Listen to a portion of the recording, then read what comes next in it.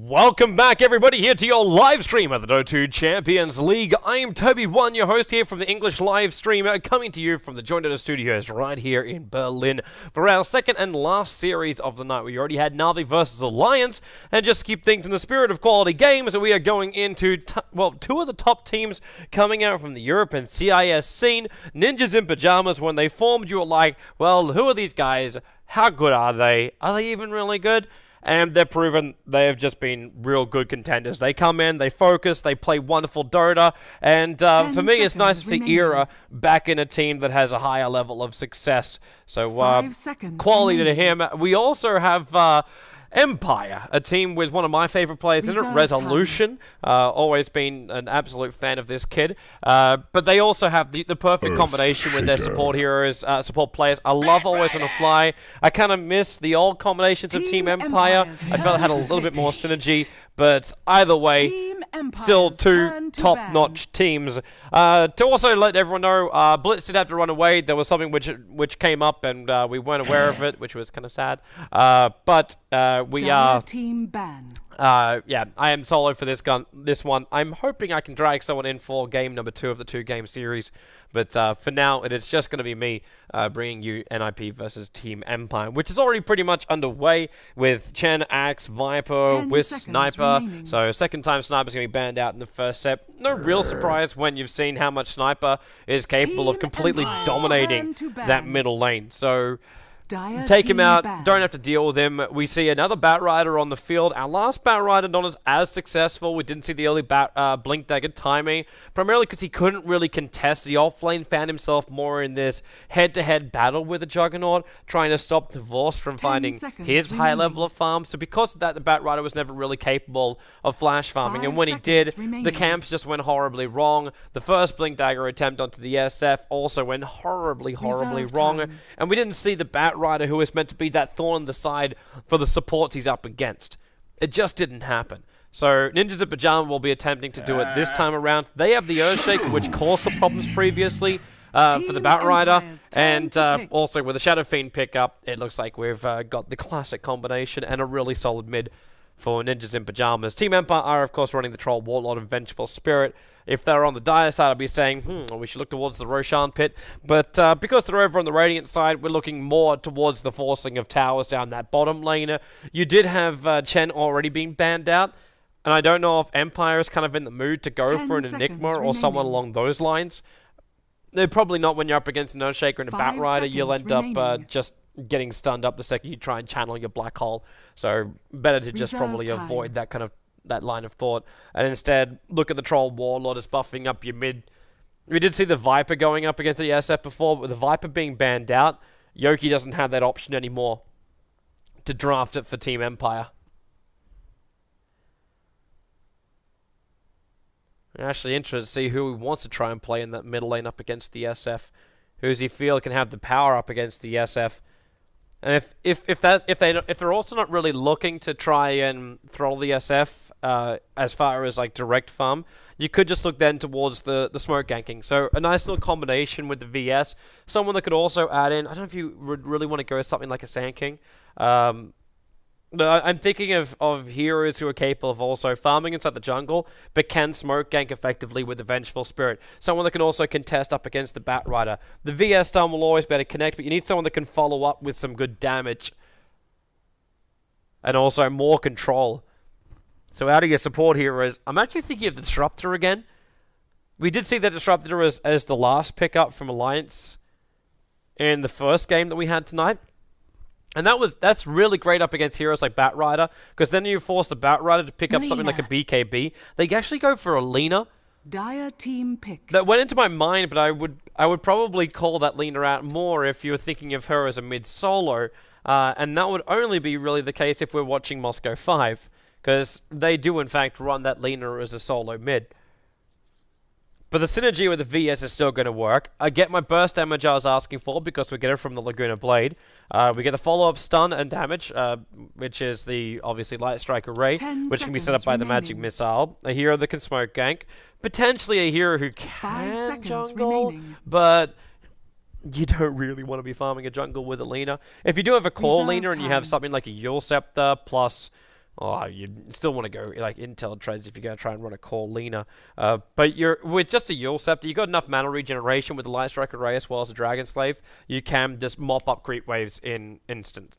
So with a 4-4 combo, no creep waves really going to survive until it hits around the 30-35 minute mark, and then it'll start to limp.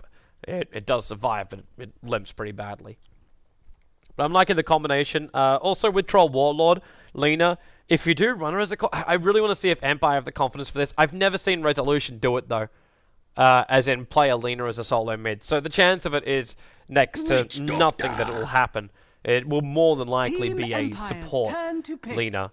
But it's just nice to just theorize about what could happen. With the Troll Warlord, where he turns on that ultimate, the Battle Trance, and it combines up with this little sucker right here, the Fiery Soul of the Lina.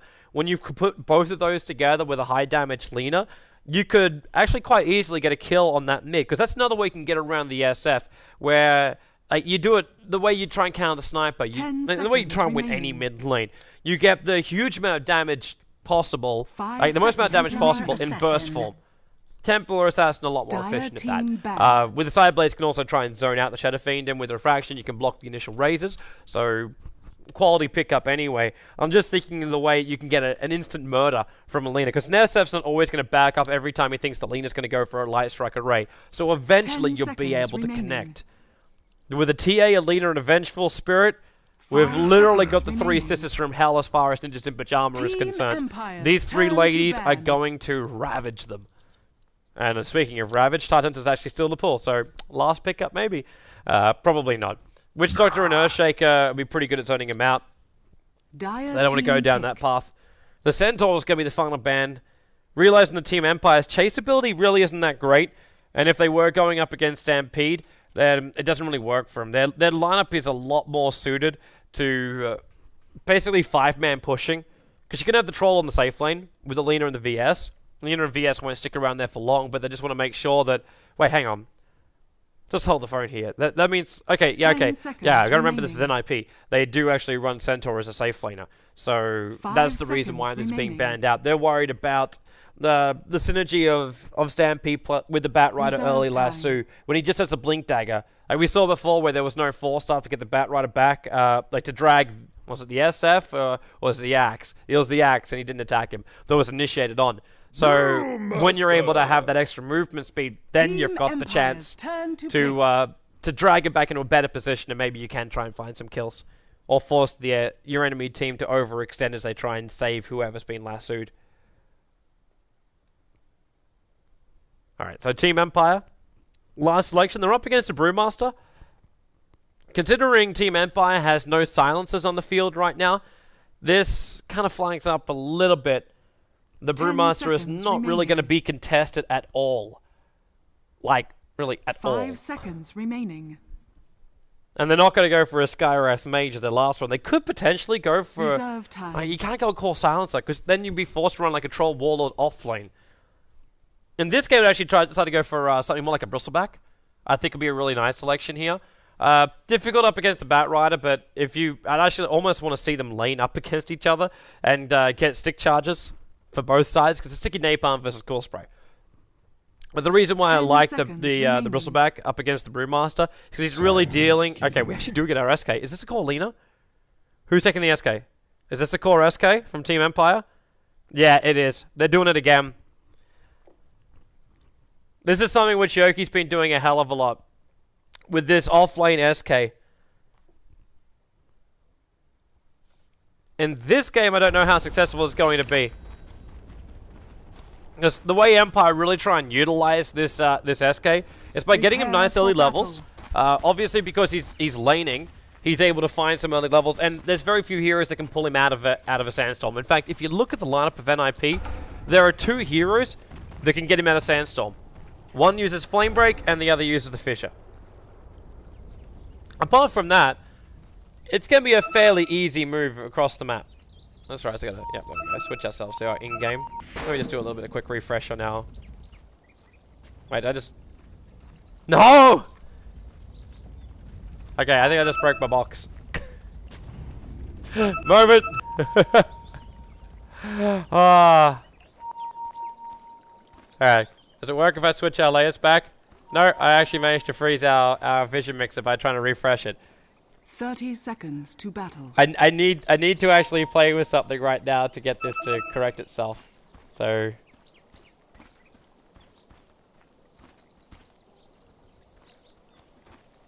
I'm hoping I can fix this thing on the fly.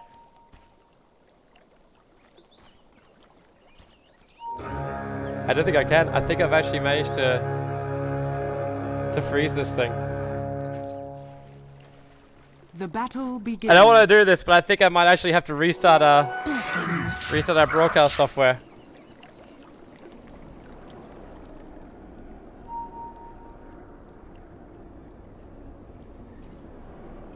All right, yeah, the mid lanes are connecting. I'm gonna have to do a quick plug pull.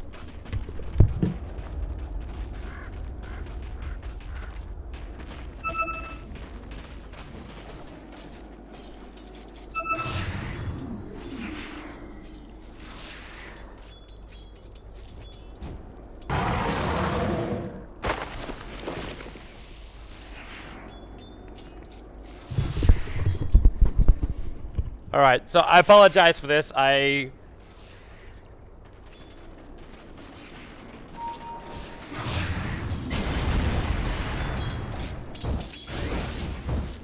We do have a battle going on in the meantime, but no one has died yet, so luckily I'm not gonna have to break news to the family that things aren't right.